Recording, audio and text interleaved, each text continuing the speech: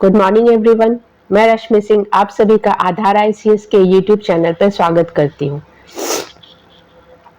आप लोग का संस्कृत भाषा का ये तीसरा चैप्टर चल रहा है।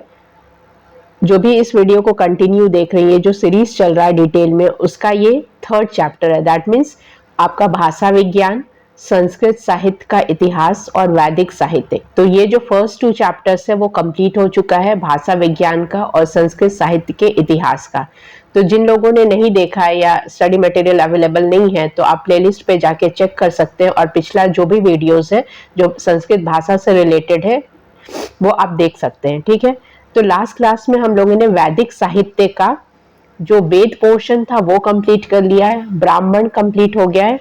लास्ट वीडियो आप देखेंगे तो उसमें ब्राह्मण पूरा कंप्लीट हो चुका है, वेद कंप्लीट हो चुका है। आज हम लोग जो नेक्स्ट पोर्शन है आरण्यक, उसको पढ़ना है। ठीक है, तो उसमें जितने भी डिटेल है वो हम पढ़ेंगे और साथ साथ इसके जो 25 सेट्स बनाए गए हैं जो आपके एमसीक्यू फॉर्मेट में है, जिस फॉर्मेट में क्वेश्चंस आएंगे उसमें आपके 25 सेट दिए हुए हैं। तो आप जब भी कोई चैप्टर पढ़ते हैं तो आप वहां जाके एमसीक्यू का रिवीजन कर सकते हैं। अगर आप ऐसा नहीं कर रहे हैं, बाद में एक साथ देखेंगे तो उससे थोड़ा मतलब आप को रिलेट नहीं कर सकते। आप डायरेक्टली एक चैप्टर खत्म कीजिए, उसको देखिए तो आपका सारा रिवीजन हो जाएगा, क्योंकि उसमें आपका पूरा पोर्शन कवर किया गया है। जितना भी आपका संस्कृत भाषा का सिलेबस है, दैट मीन्स भाषा विज्ञान है, संस्कृत साहित्य है, वेदांग है, व्याकरण है, या फिर जो शब्द रूप धातु रूप दिए गए हैं और ग्रामर के जो पोर्शन है उससे सबसे क्वेश्चन किया गया है। ठीक है, तो आप उन सबको भी कंटिन्यू देखिए और जिन लोगों ने अभी तक चैनल सब्सक्राइब नहीं किया है वो प्लीज चैनल सब्सक्राइब कीजिए और संस्कृत के अलावा और जो भी वीडियो हैं जो आपके काम के, जैसे झारखंड करंट है वो आप देख सकते हैं। झारखंड सीजीएल का जो पेपर थर्ड है उसके भी प्रैक्टिस सेट्स दिए हैं, आप उसको भी देख कर प्रैक्टिस कर सकते हैं, क्योंकि एग्जाम का डेट ऑलरेडी डिसाइडेड हो चुका है। तो आप अपना प्रैक्टिस जो है या रिवीजन जो है वो कंटिन्यू कर सकते हैं। ठीक है, तो आपका जो वैदिक साहित्य का थर्ड पार्ट है वो हम लोग कर रहे हैं। उसमें क्या पढ़ रहे हैं, आरण्यक पढ़ रहे हैं। ठीक है, इसमें भी आपको ज्यादा उतना नहीं पढ़ना, कुछ इंपॉर्टेंट है वो सब माइंड में रखना है, क्योंकि इसी से क्वेश्चंस आएंगे। रचना क्रम की दृष्टि से वैदिक साहित्य में संहिताओं और ब्राह्मण ग्रंथों के बाद आरण्यकों का स्थान है। किसके बाद? जब आप रचना क्रम की दृष्टि से देखेंगे तो वैदिक साहित्य, हम लोग कौन सा साहित्य पढ़ रहे हैं? वैदिक साहित्य पढ़ रहे हैं। तो वैदिक साहित्य में संहिताओं और ब्राह्मण ग्रंथों के बाद आरण्यकों का स्थान आता है। वस्तुतः यह आरण्यक ब्राह्मण ग्रंथों के ही पूरक है। ये जो आरण्यक है ये क्या है? ये ब्राह्मण ग्रंथ के ही पूरक है, मतलब वो था क्या, कॉम्प्लीमेंट्री। उसको पढ़ना इंपॉर्टेंट है। अगर आप ब्राह्मण ग्रंथ पढ़ रहे हैं तो आपको आरण्यक भी पढ़ना पड़ेगा। ठीक है, यह एक ब्राह्मण ग्रंथों के परिशिष्ट है। दूसरी ओर उपनिषद और आरण्यकों के अंश के रूप में दिखाई पड़ते हैं। यह एक क्या है? ब्राह्मणों ग्रंथ के परिशिष्ट है। दूसरी और उपनिषद आरण्यकों के अंश के रूप में दिखलाई पड़ते हैं। जैसे कि आपका जो वेद, ब्राह्मण, आख्यक और आरण्यक और उपनिषद है, तो वेद तो आपने चारों वेद पढ़ लिया होगा, ऋग्वेद, सामवेद, अथर्ववेद, यजुर्वेद, इसका डिटेल में करवा चुकी है, वो आप पढ़ लिए होंगे। तो इसमें आपको क्या बोला जा रहा है, जो ब्राह्मण के जो परिशिष्ट है, परिशिष्ट मीन्स क्या होता है कि आप जो प्रीफेस, जो फर्स्ट पेज इंडेक्स पढ़ते हैं, तो ये आरण्यक क्या है, ब्राह्मण ग्रंथ के लिए जो इंडेक्स आपका पेज होता है उसके बराबर है। उपनिषद आरण्यकों के अंश के रूप में दिखलाई पड़ते हैं। उपनिषद क्या है? आरण्यक के अंश में आपको दिखलाई पड़ेंगे। ठीक है, इस प्रकार आरण्यकों का प्रारंभिक भाग क्या है? ब्राह्मण है। जैसे कि आप कोई भी वेब सीरीज देखते हैं, तो आप जैसे मिर्जापुर देखें या आपने आश्रम देखा, तो आप पहले पार्ट देखेंगे ना, सेशन 1 देखेंगे, तभी तो आपको सेशन 2 समझ में आएगा कि स्टोरी कहाँ से कहाँ गया।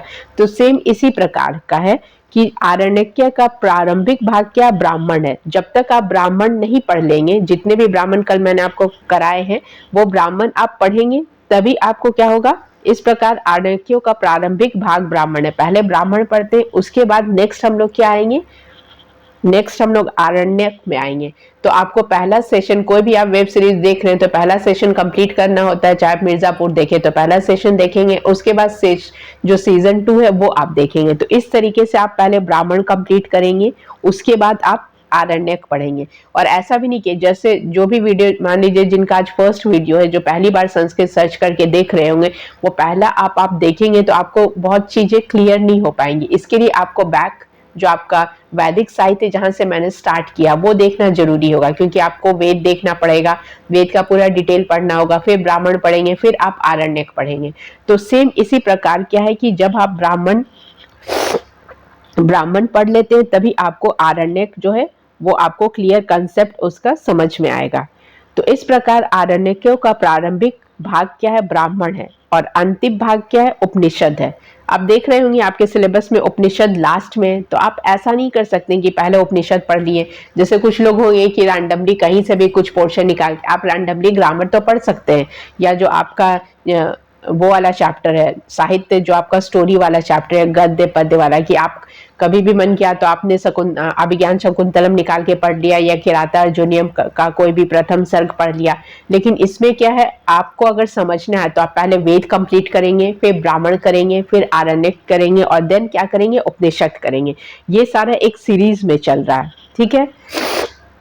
तो इस प्रकार आरण्यकों का प्रारंभिक भाग क्या है, ब्राह्मण है, और अंतिम भाग है उपनिषद। और यह परस्पर इतने मिश्रित है कि उनके मध्य किसी प्रकार की सीमा खींचना बहुत ही कठिन है। मतलब दोनों इंटर रिलेटेड है, जैसे आप प्रोपोर्शनल बोलते हैं ना, उसी तरीके से है। तो इसके बीच आप डिवाइड जो कर सकते हैं कि ये बाउंड्री लाइन है, कि ये आप वैसे डिवीजन नहीं कर सकते हैं।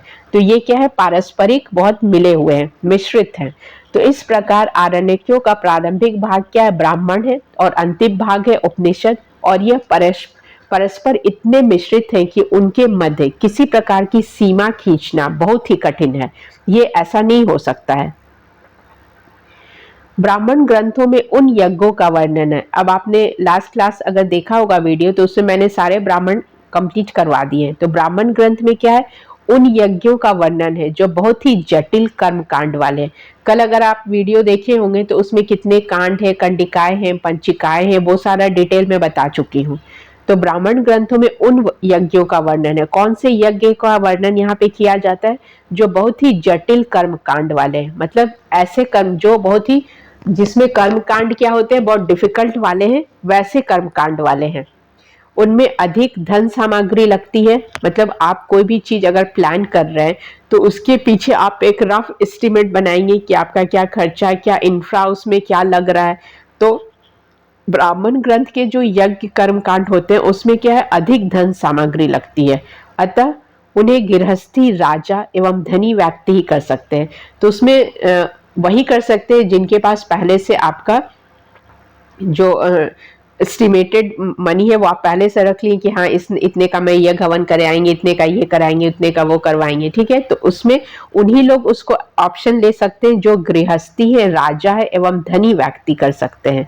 जबकि आरण्यकों में उन यज्ञों का वर्णन है जिनका विधि विधान बहुत ही सरल है। तो ये डिफरेंस आ रहा है कि ब्राह्मण ग्रंथ में जो आपके कर्मकांड दिए हुए हैं वो आपको क्या चाहिए, अच्छा खासा आपको पैसा खर्च करना पड़ेगा, तभी आप वो कर्म कांड कर सकते हैं। तो वो कौन कर सकता है। अब जैसे आप देखिएगा कि कोई भी चीज ऑर्गेनाइज होता है, कोई पूजा फेस्टिवल ही हो रहा है, तो जिसके पास जितना पैसा उसके अकॉर्डिंग करता है। कि अगर आपको अपने, जैसे कि आप गणेश चतुर्थी या गणेश जी का ये कर रहे हैं, या दुर्गा पूजा मना रहे हैं, या सरस्वती पूजा ही आप देखिए, हम लोग के यहाँ सरस्वती पूजा हर घर में मनाई जाती है। तो क्या आप अगर सरस्वती पूजा ही कर रहे हैं तो आप स्टूडेंट है, आपने अपने हिसाब से एक छोटी सी मूर्ति लाके सारा कुछ किया। लेकिन आप बड़े बड़े इंस्टीट्यूट, बड़े बड़े यूनिवर्सिटी में जाइए, कॉलेज में जाइए, आप अपने कॉलेज में भी देखे होंगे कि कितनी बड़ी मूर्ति आती है, अच्छे से यज्ञ हवन, कितने लोगों का प्रसाद है, वो सारा क्या होता है, बहुत बड़े लेवल पे किया जाता है। लेकिन यही जब स्टूडेंट लोग कुछ गली गली में जो पूजा करते हैं, तो वो लोग क्या करते हैं, छोटे से में ही अपना सब कुछ कर लेते हैं। तो उसी तरीके से ब्राह्मण ग्रंथ में भी जो यज्ञ का वर्णन है वो किनके लिए है, जिनके लिए जो उस पर ज्यादा इन्वेस्ट कर सकते हैं। जैसे कि पहले क्या थे राजा, जैसे राजसूय यज्ञ होता था, अश्वमेध यज्ञ होता था, तो वो सब क्या राजा लोग ही करते थे। अभी आप उन राजा को अडानी अंबानी से कंपेयर कर सकते हैं कि ये लोग जब कोई इवेंट ऑर्गेनाइज करते हैं तो कितना खर्चा होता है, और वही जब मिडिल क्लास या लोअर मिडिल क्लास के लोग कोई इवेंट करते हैं तो उसमें कितना खर्च होता है। आप इस तरीके से कंपेयर कर सकते हैं, ठीक। ठीक है। तो ब्राह्मण ग्रंथों में उन ग्रंथों का वर्णन है जो बहुत ही जटिल कर्म कांड वाले हैं, उनमें अधिक धन सामग्री लगती है, अतः उन्हें गृहस्थी, राजा एवं धनी व्यक्ति ही कर सकते हैं, ये आपको ध्यान देना है। जबकि आरण्यकों में उन यज्ञों का वर्णन है जिनका विधि विधान बहुत ही सरल है, मतलब कि बहुत ही सिंपल है। आरण्यक के जो यज्ञ हवन है वो आप बहुत सिंप्लीफिकेशन से कर सकते हो, उसमें ज्यादा जटिलता नहीं है। जिन कर्म साधनों की आवश्यकता होती है उन्हें वानस्पति और मुनि लोग भी सरलता से कर सकते हैं। तो नाम से ही पता चल रहा है आरण्यक है, मतलब कि जो जंगल में बैठे हैं जहाँ कोई रिसोर्स नहीं है आपके लिए ज्यादा, वहां पे क्या मिलेगा आपको? फल फूल, यज्ञ हवन सामग्री। ये भी जिनको नॉलेज होगा ये सब चीज का वही करेंगे ना। अब आपको या मुझे जंगल में छोड़ दिया जाए तो आपको तो नहीं पता चलेगा कि कौन सा।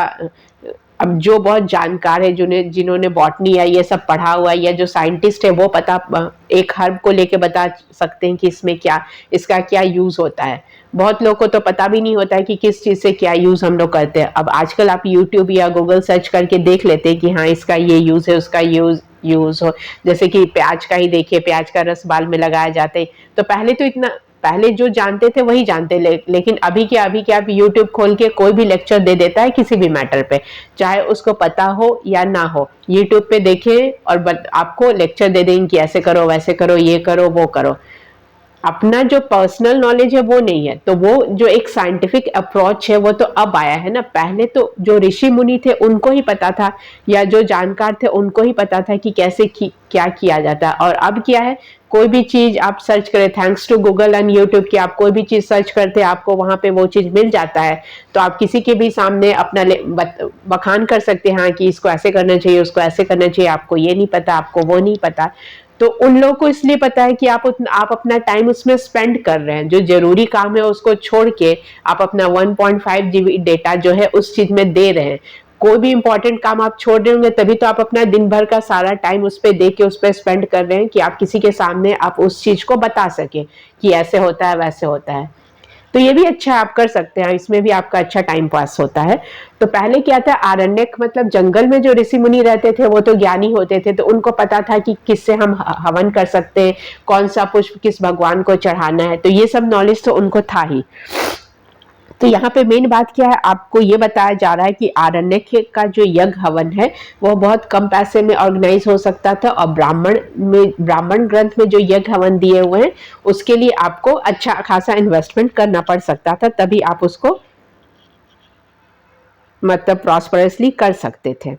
तो जिन कम साधनों की आवश्यकता होती है उन्हें वानस्पति और मुनि लोग भी सरलता से कर सकते थे। मतलब आरण्यक के जो भी हवन थे वो कोई भी यज्ञ हवन कर्मकांड जो थे वो बहुत इजीली ऋषि मुनि कर सकते थे। या जिन लोग ने भी जो वानस्पति हो गए, जो 4 आश्रम अपने पढ़ा होगा, जो लास्ट होता है संन्यास आश्रम।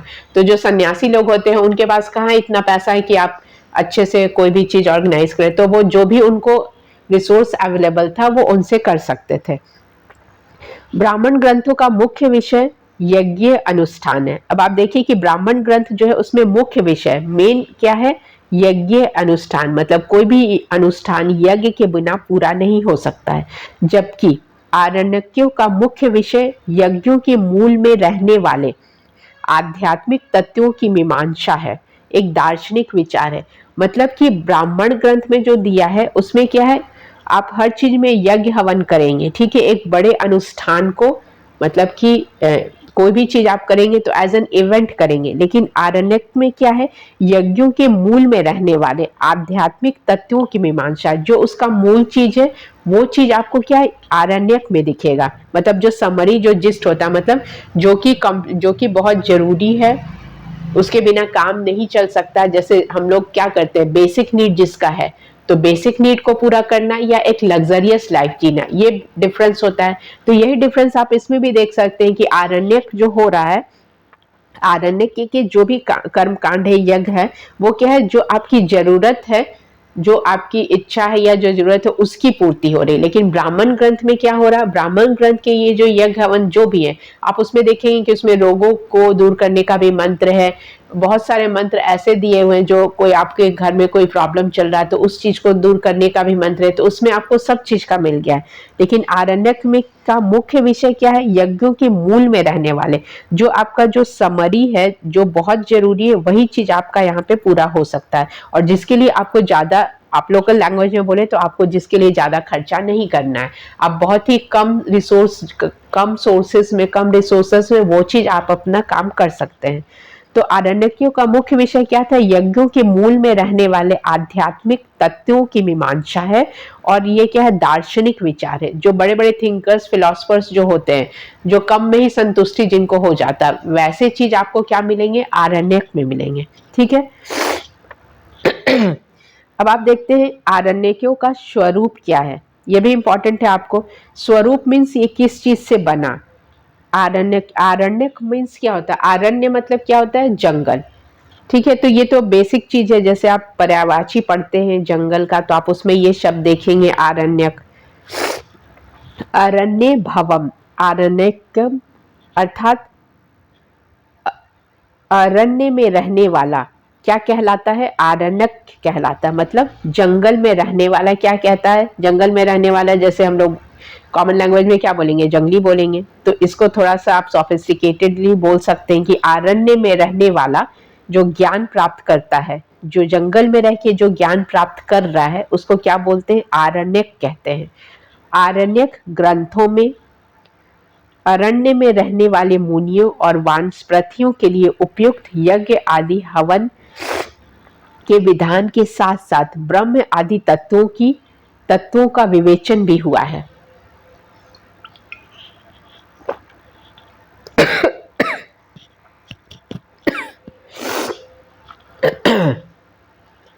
फिर से आप ये देख लीजिए, आरण्यक ग्रंथों में अरण्य में रहने वाले मुनियों और वानस्पतियों के लिए उपयुक्त यज्ञ आदि के विधान के साथ साथ ब्रह्म आदि तत्वों का विवेचन भी हुआ है। तो इसमें क्या बताया गया कि नाम से आप समझ गए कि ये जंगल की बात हो रही है, तो वहां पे जो भी रिसोर्सेज अवेलेबल है या जो वहां पे लोग रहते हैं, तो वहां पे ये हम लोग क्या पढ़ रहे हैं? वैदिक साहित्य पढ़ रहे हैं। तो आप याद रखिए कि हम लोग उसी के टाइम का जो कंटेम्प्रेरी है, उसी के टाइम का ये डिस्कशन हो रहा है। अभी से हम लोग कंपेयर नहीं कर सकते, अभी रेयर ही ऐसा चीज मिलता है। ठीक है, तो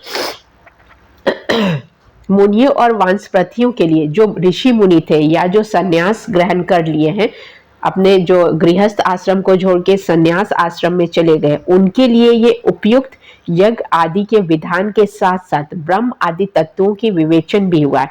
तो इसमें आप आरण्यक में यही चीज पाएंगे, जो उस समय के ऋषि मुनि थे, जो वानस्पति थे, उनके लिए जो उपयुक्त यज्ञ आदि विधि विधान होता था वो सब, तथा ब्रह्म आदि तत्वों का विवेचन भी हुआ है। जो ब्रह्म आदि तत्व है उनका विवेचन भी आप वहां पे देख सकते हैं। ऐत्रेय ब्राह्मण के भाष्य के आचार्य सारण ने आरण्यक संज्ञा पर विचार करते हुए लिखा है। कल आपने ऐत्रेय ब्राह्मण पढ़ा था कि ऐत्रेय ब्राह्मण का उद्भव कैसे हुआ, उसको नाम ऐत्रेय कैसे पड़ा, ये भी मैंने कल बताया था कि इरावती नदी के किनारे, इरावती का नाम फिर ऐत्रेय हो गया। इरावती नदी के किनारे जो जनपद था, उससे ये, जैसे कि भाषा में क्या होता है, अब भाषा विज्ञान में पढ़े हुए कि भाषा का उद्भव धीरे धीरे होते होते नाम बदल जाता है, तो उसी तरीके के ये नाम बदला। ऐत्रेय ब्राह्मण के मध्य में आचार्य सायन ने आरण्यक संज्ञा पर विचार करते हुए लिखा। ये इंपॉर्टेंट है, आपसे पूछा जा सकता है कि आचार्य सारण या आचार्य का नाम न देकर भी आपसे पूछा जा सकता है कि आरण्यक संज्ञा का विचार किसने किया है। आपको नाम दिए जा सकते हैं ऋषियों के या मुनियों के, विद्वानों के, आपको उसमें बताना होगा कि किसने किया है। तो ऐसे क्वेश्चन के लिए आप प्रिपेयर्ड रहिए कि बीच बीच में से आपसे ऐसे क्वेश्चन आ सकते हैं। एटलीस्ट 100 क्वेश्चन में से 10 to 20 क्वेश्चंस तो ऐसा होगा ना जो सबको नहीं आता है। जो बहुत ज्यादा डीप स्टडी किए हैं वही उस क्वेश्चन को आंसर कर सकते हैं। बाकी के 50 to 60 क्वेश्चंस तो ऐसे होंगे कि आप इजीली उसको कवर कर सकते हैं। अब जैसे कि शब्द रूप धातु रूप, तो सबसे एक्सपेक्टेड है कि आप उसमें कुछ भी मिस्टेक नहीं करेंगे। अगर वो OMR में अप डाउन हो गया कि जैसे कि आपने 25 का B सोचा और 24 का A लगा दिए, उसमें ऐसा मिस्टेक हो सकता है। लेकिन शब्द रूप धातु रूप ऐसा चीज है कि आपसे गलती नहीं होगा। बाकी जो ग्रामर का कोई भी पोर्शन है, स्वर व्यंजन, जितने भी स्वर है, व्यंजन है, या आप ध्वनि है, पद है, वाक्य, या आपके अलंकार, रस, ये सब का मैटर तो गलत नहीं होगा। तो कुछ क्वेश्चन 10 to 20 क्वेश्चन ऐसे होंगे जिसमें आपको प्रॉब्लम हो सकता है, तो उसी को दूर करने के लिए आप इसको अच्छे से डीपली स्टडी अगर आप कर सकते हैं तो आप वो भी आंसर कर सकते हैं। ठीक है, तो आरण्यक संज्ञा पर विचार करते हुए क्या लिखा है आचार्य सायन ने? अरण्य एवं पाठ्यवाद आरण्यक में कमियत तरते। ठीक है, आप फिर से सुन लीजिए, आवाज क्लियर नहीं हो रहा है।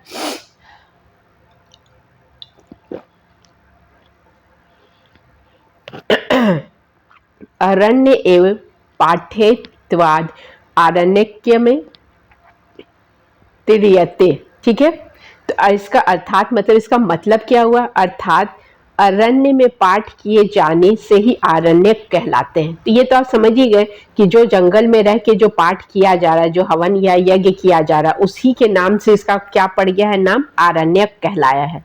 दूसरे मत, अब इनके अलावा एक और मत है। ठीक है, सेकंड ऑप्शन भी दिया हुआ। फर्स्ट ऑप्शन जो फर्स्ट बताया है आचार्य सायन ने बताया है। आचार्य सायन के बात को आप याद रखेंगे, उन्होंने क्या कहा है? अरण्य में पाठ किए जाने से ही आरण्यक कहलाया है। ये आचार्य किसने कहा है? आचार्य सायन ने कहा है। अब दूसरे आचार्य ने भी दूसरा मत दिया है, उनके अनुसार क्या हुआ है?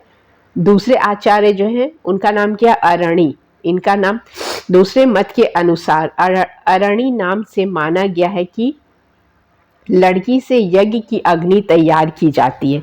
दूसरे मत, ये ऋषि का नाम नहीं है, अरणी जो है, अरणी के नाम से पता क्या चलता है कि लड़की से, अरणी नाम जैसे कि इस टाइप का नाम जैसे अवनी, तो इस टाइप का नाम किसका होता है? स्त्रीलिंग ही होती है कोई। तो अरणी नाम से माना गया है कि लड़की से यज्ञ की अग्नि तैयार की जाती है। सॉरी, ये प्रिंटिंग मिस्टेक है, यहाँ पे लकड़ी होगा। ठीक है, दूसरे मत के अनुसार लकड़ी से यज्ञ की अग्नि तैयार की जाती है। ठीक है, जो यज्ञ हवन सामग्री आप देखते हैं तो उसमें क्या होता है? लकड़ी ही होता है, लकड़ी का ही बना होता है, वो वुडन होता है। तो दूसरे मत के अनुसार अरणी नाम से माना गया है कि लकड़ी से यज्ञ की अग्नि तैयार की जाती है, इसीलिए इसको क्या कहा जाता है? आरण्यक कहा जाता है। तो पहले मत में आप याद रखेंगे, पहले मत में क्या है? सायन ने क्या कहा गया कि अरण्य में बैठ के किया गया ये पाठ है, इसलिए आरण्यक कहलाया है। दूसरे मत के अनुसार क्या है कि अरणी नाम से जो है लकड़ी जो है उससे यज्ञ की अग्नि तैयार की जाती है। तो यज्ञ की अग्नि तो लकड़ी से ही करेंगे ना, तो इसलिए इसका नाम आरण्यक पड़ा है। ठीक है, उसके बाद आप देखिए आष्टे महादेय के अनुसार, जो आष्टे महादेय है उनके अनुसार आरण्यक ब्राह्मणों से संबंध धार्मिक एवं दार्शनिक लेखों का संग्रह है। किनके अनुसार? आष्टे महादेय के अनुसार आरण्यक क्या है? ब्राह्मणों से संबंध धार्मिक एवं दार्शनिक लेखों का संग्रह है। सॉरी। तो पहले मत किनका दिया गया था? पहले मत आचार्य सायन ने दिया था। उनके अनुसार क्या था कि आप जंगल में बैठ के जो पाठ कर रहे हैं इसलिए ये आरण्यक कहलाए। दूसरे मत आष्टे महोदय के अनुसार था आरण्यक ब्राह्मणों से संबंध धार्मिक एवं दार्शनिक लेखों का संग्रह है। ये भी इसको भी आपको याद रखना है, इंपॉर्टेंट है, वीवीआई लाइन्स है ये सब। ओल्डनबर्ग के अनुसार एक और है ओल्डनबर्ग, उनके अनुसार भी एकांत वातावरण में ही गुरु द्वारा शिष्य को दिया जाता है। जब हम लोग कोई चीज पढ़ाई करते हैं, कोई स्टडी करते हैं, तो आप क्या पिन ड्रॉप, आपको साइलेंस चाहिए, नो डिस्टर्बेंस चाहिए। तो जो चीज एकांत वातावरण में हो, गुरु द्वारा शिष्य को दिया जाता है। जो ज्ञान गुरु द्वारा शिष्य को दिया जाता है।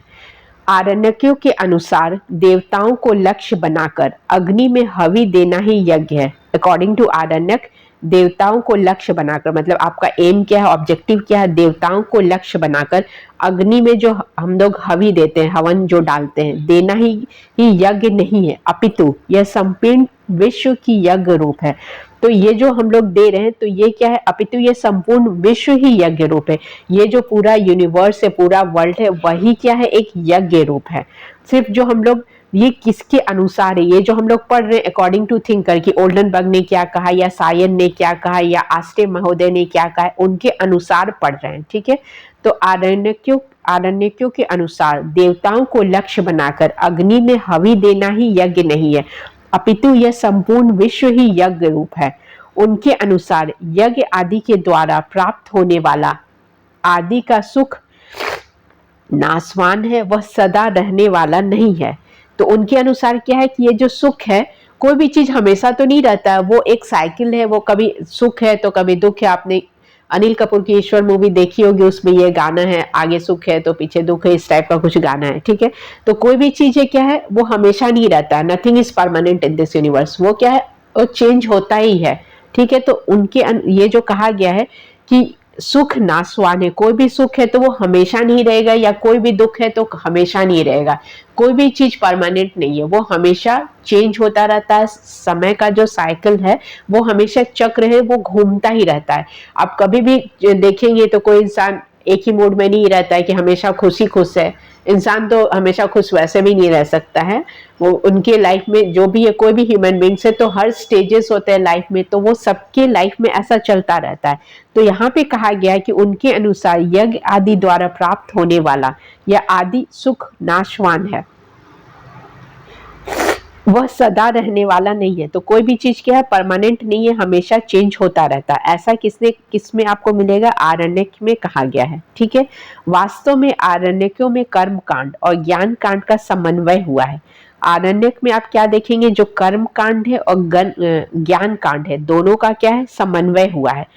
इस दृष्टि से आरण्यक संधिकालीन रचनाएं हैं। तो आरण्यक को हम लोग क्या बोलते हैं, संधिकालीन। संधि मतलब जहां पे दो चीज का मिलन हो रहा है, ठीक है। जैसे हिम जोड़ आलय ही सिर्फ संधि नहीं है, जब भी कोई जो चीज मिलते हैं, यहाँ तो हम लोग वर्णों की संधि पढ़ते हैं जो संस्कृत ग्रामर में पढ़ेंगे, लेकिन कर्म कांड और ज्ञान कांड दोनों का समन्वय हुआ है, मतलब दोनों की संधि हुई है, ठीक है। तो ये जितने भी मैंने अभी आपको बोला या समझाया, आप उस चीज को रिपीट कीजिएगा, तभी आपको याद रहेगा कि किसके मतानुसार क्या है, कौन से महर्षि ने क्या बोला। ये आपको याद रखने के लिए you have to watch the complete video. अगर आप कंप्लीट नहीं देखेंगे, सिर्फ 10 मिनट या 20 मिनट देखकर छोड़ देंगे, तो आपको समझ में नहीं आएगा। जैसे कि आप आज का देख रहे होंगे और आपने ब्राह्मण नहीं पढ़ा या वेद नहीं पढ़ा है, तो फिर वो बेकार हो जाता है। तो आपको वो पढ़ने के लिए पिछला जो लास्ट वीडियोस है वो कंप्लीट करना पड़ेगा, ठीक है। इस दृष्टि वास्तव में आरण्यक और कर्मकांड और ज्ञान, आरण्यक में क्या बताई मैं, कर्मकांड और ज्ञान कांड का समन्वय हुआ है। उस समय तक ब्राह्मणों का कर्म कांड पूर्ण रूप से छूट नहीं पाया और उपनिषदों में ज्ञान कांड का आविर्भाव हो गया। मतलब कि आप जैसे कि हिस्ट्री भी पढ़े होंगे ना, तो जैसे आप पढ़ते हैं कि ये जो जितने भी डायनेस्टी है, या फिर आप सल्तनत पढ़े या एंशिएंट इंडिया पढ़े, तो कैसे बिंबिसार, तो ये तो वो सब क्या होते, एक खत्म हुआ दूसरा शुरू हुआ। तो इसी तरीके से आप जैसे कि ये पढ़ेंगे कि ब्राह्मण का कर्म कांड में पूर्ण रूप से छूटा ही नहीं था कि उपनिषद आ गए, आरण्यक आए, फिर उसके बाद उपनिषद आए, ठीक है। तो उस समय ब्राह्मणों का कर्म कांड पूर्ण रूप से, या ब्राह्मण मतलब जाति वाला ब्राह्मण नहीं कह रहे हैं, आपको याद रखना है, ब्राह्मण ग्रंथ हम लोग पढ़ रहे हैं, ठीक है। तो उस समय ब्राह्मणों का कर्म कांड पूर्ण रूप से छूट नहीं पाया और उपनिषद के जो ज्ञान कांड थे उनका आविर्भाव हो गया, मतलब वो आ गए लाइमलाइट में। पहले वो खत्म भी नहीं हुआ कि दूसरे आ गए, ठीक है। नेक्स्ट हम लोग पढ़ेंगे आरण्यक ग्रंथ। अब मेन चीज क्या है, ये तो हम लोग पढ़ रहे थे कि उसको आरण्यक को आरण्यक क्यों कहा गया, क्या क्या उसमें विशेषताएं थी, क्या थी, तो किसने क्या मतानुसार दिया, वो सब पढ़े। अब क्या पढ़ना है, आरण्यक ग्रंथ पढ़ना है, कौन कौन से आरण्यक ग्रंथ है, ठीक है। और अभी आप जो पढ़ रहे हैं इसमें हम लोग क्या आगे जो है नेक्स्ट आप देखेंगे कि जितने भी चैप्टर वाइज है, पर्टिकुलर टॉपिक वाइज एमसीक्यू लाने वाले हैं। जैसे कि आपने भाषा विज्ञान पढ़ा, तो भाषा विज्ञान से आपने संस्कृत भाषा का उद्भव और विकास से जितने भी टॉपिक मैंने कवर कर दिए, उसमें आप आगे एमसीक्यू आपको वैसा मिलेगा कि मल्टीपल चॉइस क्वेश्चन आपको अलग से अभी दिए जाएंगे हर चैप्टर वाइज। तो अगर आप कंटिन्यू कर रहे हैं और देख रहे हैं, तो आपको इसमें बहुत अच्छे से आप अपना संस्कृत का मैटर कवर कर सकते हैं। अब तक जितने भी चैप्टर हो गए, जैसे भाषा विज्ञान हो गया, तो भाषा विज्ञान पे पर्टिकुलर टॉपिक वाइज सारे एमसीक्यू आपको रिवीजन सेट में दिए जाएंगे। उसी तरीके से संस्कृत साहित्य का इतिहास जो चैप्टर 2 है उसमें भी दिए जाएंगे, वैदिक साहित्य या वेदांग, तो हर टॉपिक पे आपको एमसीक्यू दे दिया जाएगा, सो दैट आप एग्जाम टाइम जो लास्ट टाइम है उसमें चैप्टर वाइज अच्छे से रिवीजन कर सकें, ठीक है। तो सामान्य सिद्धांत के अनुसार जितनी संहिताएं हैं उतने ही ब्राह्मण ग्रंथ और उतने ही आरण्यक ग्रंथ भी होने चाहिए।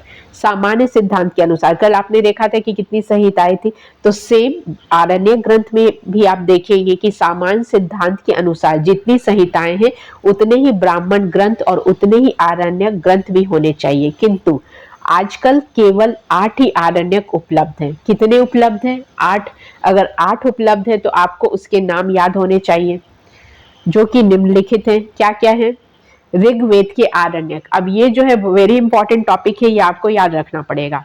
ऋग्वेद के आरण्यक क्या है? ये आपको हिस्ट्री के जो आप क्वेश्चन देखेंगे ना, उसमें भी आपसे पूछा जाता है।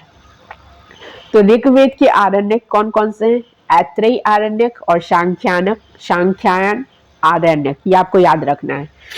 थोड़ा सा वॉइस में प्रॉब्लम हो रहा होगा तो आप उस चीज को बार बार रिपीट करके देख सकते हैं। लिखा हुआ तो आपके पास क्लियर आ रहा है, ऐसे बोलने में प्रॉब्लम है। तो ऋग्वेद के आरण्यक कौन से हैं? ऐत्रेयी आरण्यक और सांख्यान आरण्यक। नेक्स्ट आते हैं कृष्ण यजुर्वेद के आरण्यक। कौन कौन से हैं? तैत्तिरीय आरण्यक और मैत्रेयाणी आरण्यक। शुक्ल यजुर्वेद के आरण्यक मध्यांदिन बृहदारण्यक और कर्ण बृहदारण्यक। तो ये आपको नाम याद रखना पड़ेगा कि ऋग्वेद के कौन है। आपको ऐसे मैचिंग में भी पूछा जा सकता है या वन लाइनर के फॉर्मेट में भी पूछा जा सकता है। तो ऋग्वेद के आरण्यक कौन से हैं? ऐत्रेयी आरण्यक और सांख्यायन आरण्यक। कृष्ण यजुर्वेद के आरण्यक कौन कौन से हैं? तैत्तिरीय आरण्यक और मैत्रेयाणी आरण्यक। शुक्ल यजुर्वेद के आरण्यक है मध्यांदिन बृहद आरण्यक और कर्ण बृहद आरण्यक, कर्ण बृहदारण्यक। ठीक है। नेक्स्ट आते हैं सामवेद के आरण्यक। सामवेद के कौन से हैं? जैमिनीय उपनिषद आरण्यक या तलवकार आरण्यक या छांदोग्य आरण्यक। इसमें या दिया है, मतलब कि इसको इस नाम से भी जाना जाता है। तो सामवेद के आरण्यक को किन नामों से जाना जाता है? पहला क्या है? जैमिनीय उपनिषद, दूसरा है तलवकार आरण्यक और तीसरा छांदोग्य आरण्यक। तो ये सबके एक ही नाम है। जैमिनीय उपनिषद को ही तलवकार आरण्यक कहा जाता है और इसी को ही क्या कहा जाता है? छांदोग्य आरण्यक। तो आपको याद रखना है जैमिनीय उपनिषद आरण्यक या तलवकार आरण्यक और छांदोग्य आरण्यक। तो कितने आरण्यक आपने पढ़ लिए? ऋग्वेद के पढ़ लिए, कृष्ण यजुर्वेद के पढ़ लिए, शुक्ल यजुर्वेद का, सामवेद का। ठीक है, ये आपने आरण्यक इसका पढ़ लिया। नेक्स्ट आता है ऐत्रेयी आरण्यक। यह 5 भागों में विभक्त है। ये आपको याद रखना है कितने भागों में विभक्त है? 5 भागों में। इस आरण्यक के प्रत्येक भाग को भी आरण्यक ही कहा जाता है। इसके प्रत्येक भाग को क्या कहा जाता है? आरण्यक ही कहा जाता है। इस आरण्यक में कुल 18 अध्याय हैं। इंपॉर्टेंट है, कितने अध्याय हैं? 18 है। प्रत्येक अध्याय का विभाजन खंडों में हुआ है। अब आपको देखना है कितने खंड में हुआ है। ऐत्रेयी आरण्यक में निम्नलिखित विवेचन है। तो कितने खंड है आपको देखना है। प्रथम भाग को क्या कहेंगे? महाव्रत, जो कि ऐत्रेयी ब्राह्मण के गवायमन यज्ञ का ही एक अंश है। ये ऐत्रेयी ब्राह्मण में क्या है? गवामयन यज्ञ का ही अंश है। ये प्रथम भाग है, इसको क्या कहा जाएगा? महाव्रत। द्वितीय भाग को देखिए, ये सिर्फ आपको क्या करना है, एक एक बार देख लेना है, याद रखना है। द्वितीय भाग क्या है? उक्त, क्यावल्य, प्राण विद्या और पुरुष का विवेचन है। द्वितीय भाग में आपको क्या मिलेगा? उक्त, क्यावल्य मतलब क्या होता है? नॉलेज, ज्ञान, प्राण विद्या और पुरुष का विवेचन है। ये द्वितीय भाग में। प्रथम भाग में क्या था? महाव्रत। नेक्स्ट तृतीय भाग में देखिए, इस भाग को संहितो उपनिषद भी कहते हैं। इस भाग को क्या कहते हैं? संहितो उपनिषद। तो इंपॉर्टेंट है। इसमें संहिता पाठ, पद पाठ, क्रम पाठ तथा स्वर व्यंजन आदि को स्पष्ट किया गया है। तो इसमें आपको क्या मिल जाएगा? संहिता पाठ, पद पाठ, क्रम पाठ और जो स्वर व्यंजन आप पढ़ते हैं उसका भी स्पष्ट वर्णन मिल जाएगा। नेक्स्ट, इन तीनों भागों के रचयिता कौन है? ये भी इंपॉर्टेंट है। तो इतना कुछ हुआ है तो इनको लिखा किसने है? ये क्वेश्चन आपका आ सकता है। तो इन तीनों भागों के रचयिता है महीदास ऐत्रेयी। इनका नाम याद रखिएगा, महीदास ऐत्रेयी ने लिखा है इनको। ये क्या थे? 3 भाग। अब नेक्स्ट आते हैं हम लोग चौथा, पांचवा। चौथा भाग महान नामनी ऋचाओं का संकलन है। रचयिता कौन है? आश्वलायन। तो आपको रचयिता याद रखना है और संकलन याद रखना है। चौथा भाग में संकलन किसका है? महानामनी ऋचाओं का है। रचयिता है आश्वलायन। पांचवा भाग देखिए, निष्क्यावल्य नामक शस्त्र का वर्णन है इसमें। निष्क्यावल्य नाम याद रखिए, अच्छा नाम है निष्क्यावल्य। और इनके रचयिता कौन है? शौनक। ये सब इसमें से कुछ क्वेश्चन आप एमसीक्यू में देखेंगे तो इस तरह के क्वेश्चन वहां पे करवाए गए हैं। आरण्यकों में प्राण विद्या का विवेचन हुआ है। आरण्यकों में किसका विवेचन किया गया? प्राण विद्या का। अब ये प्राण विद्या क्या है? ऐत्रेय आरण्यक इस दृष्टि से सब आरण्यकों में अग्रगणी है। ऐत्रेय आरण्यक क्या है? जितने भी आरण्यक आपने पढ़े उसमें क्या है? अग्रगणी है, सबसे आगे यही आते हैं। इसमें प्राण के स्वरूप और प्राण के महत्व का विवेचन विशेष रूप से हुआ, तभी इसको क्या कहा गया है? प्राण विद्या। इसमें प्राण के स्वरूप और प्राण के महत्व, मतलब प्राण का क्या महत्व है, उसका स्वरूप क्या है और उसका विवेचन विशेष रूप से हुआ। मतलब प्राण जो चीज, प्राण जो है उसका स्वरूप क्या है, उसके महत्व क्या है, ये सब चीज आपको कहाँ मिलेगा? प्राण विद्या के आरण्यक में मिलेगा। ठीक है, तो इसमें प्राण के स्वरूप और प्राण के महत्व का विवेचन विशेष रूप से हुआ है। प्राण ही संपूर्ण विश्व को धारण करने वाला है। सभी ऋचाएं, सभी वेद, सभी घोष आदि सब प्राण ही है। तो इसीलिए इसका नाम क्या पड़ा है? प्राण विद्या। क्यों पड़ा है? क्योंकि ये संपूर्ण विश्व को धारण करने वाला है। सिर्फ ऐसा नहीं कि ये सिर्फ इंडिया में ही आपको मिल रहा है, ये क्या है? संपूर्ण विश्व, ऑल ओवर द वर्ल्ड को, जितने भी कंट्रीज है, जो भी था इस, मतलब जब ये जो यूनिवर्स बना था उसमें तो जो भी प्लांट थे, एनिमल थे, जो भी कंट्री था, चाहे वो इंडिया, पाकिस्तान, अफगानिस्तान, चाइना, कुछ भी हो, पूरे विश्व में जो भी प्राण बसता है, तो प्राण में संपूर्ण विश्व को धारण करने वाला है। ये संपूर्ण विश्व को धारण करता है। इसमें सभी ऋचाएं हैं, सभी वेद है, सभी घोष आदि का प्राण ही है। ठीक है, नेक्स्ट आप पढ़ेंगे तैत्रीय आरण्यक। तैत्रीय आरण्यक में आप देखेंगे इसमें 10 प्रपाठक या परिच्छेद है। कल मैंने आपको प्रपाठक बताया था, तो इसमें कितने प्रपाठक हैं? 10 है, जिसको क्या बोला जाता है? परिच्छेद भी कहा जाता है। प्रत्येक प्रपाठक का विभाजन अनेक अनुवाकों में हुआ है। 10 प्रपाठक है और उसका आगे भी विभाजन हुआ है, कितने? अनेक अनुवाकों में हुआ है। तो इसमें जो इंपॉर्टेंट है वो हम पढ़ेंगे। प्रथम प्रपाठक। प्रथम प्रपाठक में क्या है? अग्नि की उपासना और इष्टिकाचियन का वर्णन है। तो प्रथम प्रपाठक में क्या है? अग्नि की उपासना है और इष्टिकाचियन का वर्णन मिलता है आपको। ठीक है, अब द्वितीय प्रपाठक में देखिए, ये जो आप पढ़ रहे हैं बहुत इंपॉर्टेंट है। आपके जो स्टार्टिंग के फर्स्ट 4 चैप्टर है वो आपके लिए बहुत इंपॉर्टेंट है, यही आपको स्कोर करने में इंपॉर्टेंट। बाकी तो है आप 50 to 60% आराम से ले आएंगे, लेकिन बाकी का जो 40% है उसके लिए आपको ये चैप्टर बहुत डीपली पढ़ना पड़ेगा।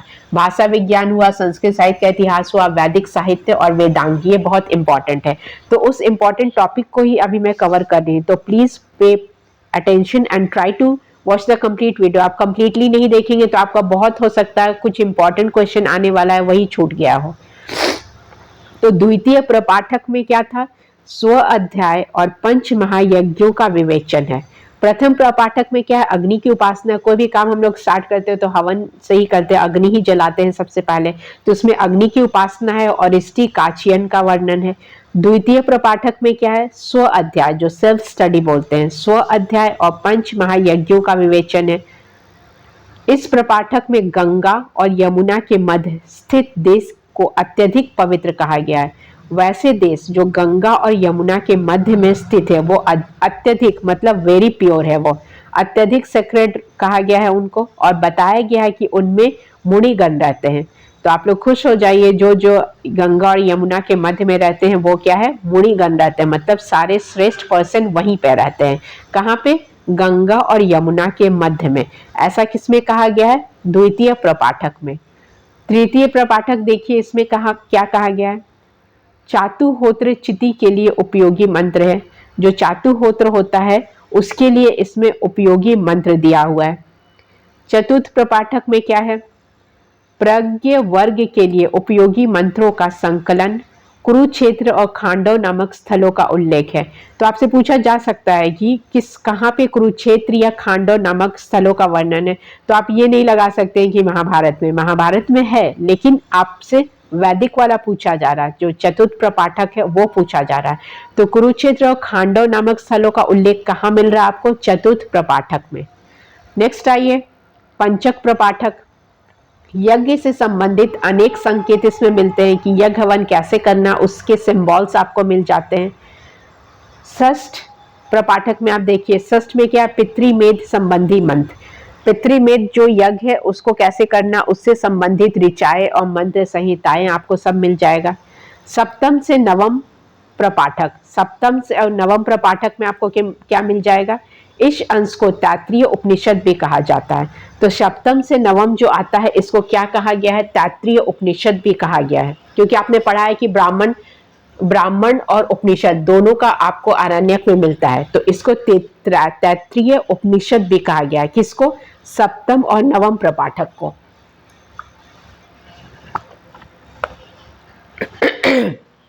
तो सप्तम से नवम प्रपाठक को क्या कहा गया है? तैत्रीय उपनिषद कहा गया है। नेक्स्ट आते हैं, जो लास्ट है आपका दशम प्रपाठक। दशम प्रपाठक को क्या कहा गया है? यह प्रपाठक भी महानारायणी उपनिषद कहलाता है। क्या कहलाता है? महानारायणी उपनिषद। वेरी इंपॉर्टेंट है, आप इसको याद रखिए कि सप्तम से नवम को क्या कहते थे हम लोग? तैत्रीय उपनिषद कहा जाता था, और जो दशम प्रपाठक है उसको क्या कहा गया है? महानारायणी उपनिषद कहलाता है। इस प्रपाठक को तैत्रीय आरण्यक या परिशिष्ट या खिल भी कहा जाता है। इसको क्या कहा जाता है? परिशिष्ट या खिल। तो यहाँ पे आपका क्या खत्म होता है? आरण्यक खत्म होता है। इसमें सारा डिटेल में करवा दी। अब आपको ये अच्छा लगे, मतलब अच्छा लगने का तो कोई बात ही नहीं, आपको सिलेबस में है तो पढ़ना ही है। तो इस पोर्शन को आप पूरे अच्छे से बार बार पढ़िए। ब्राह्मण, आरण्यक और उपनिषद, इसको बार बार रिविजन कीजिए, इंपॉर्टेंट टॉपिक है। इसको जितने बार आप पढ़िएगा, क्योंकि कुछ कुछ वर्ड्स या टर्म्स ऐसे हैं जो आप पहली बार सुन रहे होंगे, तो उसको आप जितना रिपीटेशन कीजिएगा उतना आपके लिए वो यूजफुल रहेगा, और आपको एग्जाम में तब आपको क्लिक करेगा तब आप आंसर कर सकते हैं, क्योंकि अभी आपके एग्जाम में टाइम है। तो जब तक आपके एग्जाम हो नहीं जाता, आप डेली इस वीडियो को रिपीट कीजिए। जो आपके भाषा विज्ञान, संस्कृत साहित्य और वैदिक साहित्य और वेदांग है, उस पोर्शन को आप डेली, जो भी कैंडिडेट हैं जो एग्जाम दे रहे हैं उनके लिए मैं बोल रही हूँ कि आप इसको डेली देखिएगा, तो आपके चीज माइंड में बार बार वो रिपीटेशन होता रहेगा। अगर आप इसको एक वीक भी छोड़ देते हैं तो आपके माइंड से वो टर्म्स ही निकल जाएगा कि प्रपाठक क्या होता है। तो ये सब के लिए आपको डेली रिविजन करना है, ठीक है। So thanks for watching this and stay tuned for new updates.